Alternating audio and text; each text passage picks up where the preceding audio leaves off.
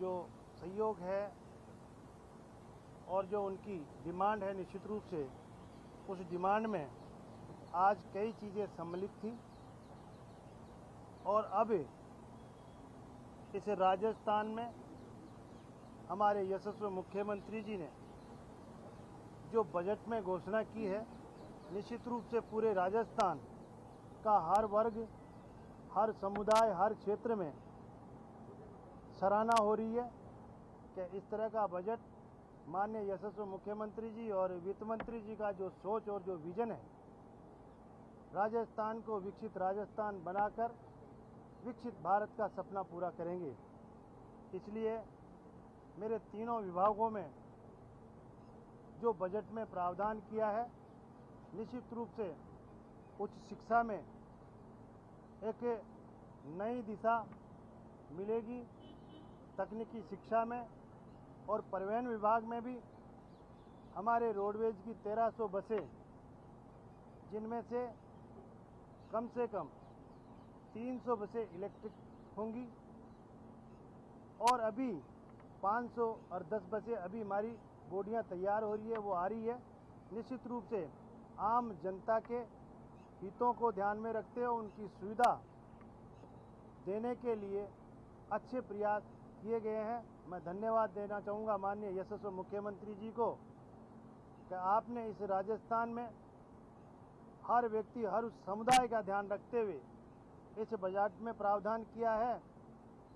आगे निश्चित रूप से आपका विजन और आपका सोच है वो इस विकसित राजस्थान का सपना पूरा करें। छात्र चुनाव को लेके बहुत इंतजार था लोगों को, छात्र चुनाव को लेके देखिए, छात्र संघ के चुनावों के लिए अभी माननीय सदस्य वहाँ भी बोल रहे थे और वो युवा और छात्र राजनीति से आए हुए माननीय सदस्य थे। निश्चित रूप से जब कांग्रेस सरकार थी, जब उन्होंने ये छात्र संघ चुनाव चालू किया और फिर उसके बाद में उन्होंने स्थगित किया, कई सदस्य कह रहे थे कि बंद कर दिया, तो मैं मानता हूं कि बंद नहीं, वो स्थगित हुए। कभी भी जो व्यवस्थाएं हैं उनको देखते हुए सरकार की मंशा के अनुरूप जैसा भी होगा निश्चित रूप से आपको बता दें। अभी मंशा क्या होंगे कि नहीं होंगे? देखिए, अभी हमारा लक्ष्य है कि एक अच्छी शिक्षा, गुणवत्तापूर्वक शिक्षा का प्रबंध करूं। इसके लिए मैं सबसे पहले कॉलेज शिक्षा में 1 जुलाई से ही मैंने सेशन शुरू कर दिया, जो विगत कई सालों से नहीं हुआ था। तो मेरा प्रथम लक्ष्य है कि अच्छी शिक्षा और गुणवत्तापूर्वक शिक्षा दें। इसके लिए प्रयास कर रहे हैं कि मैं स्टाफ की व्यवस्था करूं, प्रोफेसरों की व्यवस्था करूं और हमारे बच्चों को सुलभ शिक्षा दिलाऊं। इसके लिए प्रयास है। निश्चित रूप से उसके बारे में भी सरकार से बात करके और बात करेंगे। रोड एक्सीडेंट बढ़ रहे हैं, आप लगातार आज भी सवाल उठाइए, रोड एक्सीडेंट लगातार। निश्चित रूप से मैं आज भी बजट में भी प्रावधान किया गया और आज भी रोड सेफ्टी को लेकर हम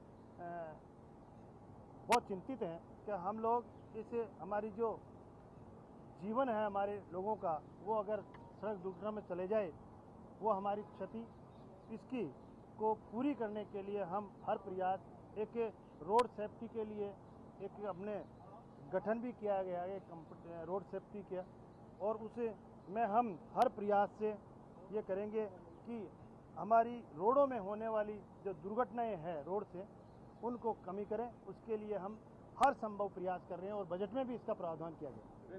ब्लैक स्पॉट लगातार बढ़ते जा रहे हैं, हर बार आइडेंटिफाई भी करते हैं और हर साल, ये नहीं कि साल है तो अगले साल नहीं होंगे, उसको लेकर कोई प्लानिंग होती है? आप तो खुद भी दूरी से आते हैं। हाँ, निश्चित रूप से। हाँ, ब्लैक स्पॉट को हम चिन्हित भी कर रहे हैं और उन पर व्यवस्था भी कर रहे हैं।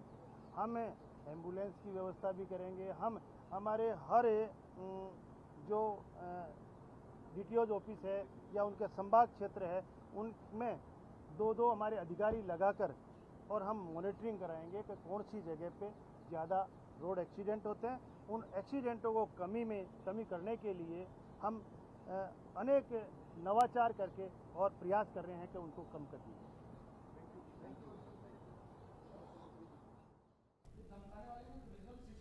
तो आपको बता दें, विकसित राजस्थान का यहाँ पर मैप और मेरा प्रथम लक्ष्य अच्छी और गुणवत्तापूर्ण शिक्षा, ऐसा प्रेमचंद बैरवा ने कहा। डेप्यूटी सीएम है राजस्थान के और सदन में ये जवाब उन्होंने दिया है।